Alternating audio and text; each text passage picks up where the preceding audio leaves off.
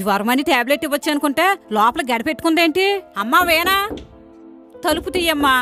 నేను తీనత్తయ్య గారు, డోర్ తీస్తే మీరు టాబ్లెట్ వేసుకోమంటారు. అలాగంటే ఎలాగమ్మా? నా బంగారు తల్లి కాదు, తలుపు తీయమ్మా. అమ్మో, టాబ్లెట్ చాలా చేదుగా ఉంటుంది అత్తయ్య గారు, నేను వేసుకోను. అయితే నీకు ఇష్టమైన పానీపూరి ఆర్డర్ పెట్టాను. కాలింగ్ బెల్ మోగినప్పుడు పానీపూరి వస్తుంది, అప్పుడైనా తలుపు తీయి. పానీపూరి అయినా తిందువు గాని. అయితే సరే అత్తయ్య గారు. A few moments later. Panipuri వచ్చేసినట్టుంది, బయటకు వెళ్తాను. ఏదత్తయ్య గారు పానీపూరి? అదిగో లోపల పెట్టాను, ముందు ఈ టాబ్లెట్ వేసుకోమ్మా, తర్వాత తిందువు గాని. వేసుకోవాలంటారా? వేసుకుంటేనే ఇస్తాను మరి. అలాగే అత్తయ్య గారు, పానీపూరి ఇవ్వండి. నువ్వు టాబ్లెట్ వేసుకుంటావని అలా చెప్పాను. నాకు తెలుసు నువ్వు పానీపూరి అంటేనే టాబ్లెట్ వేసుకుంటావని.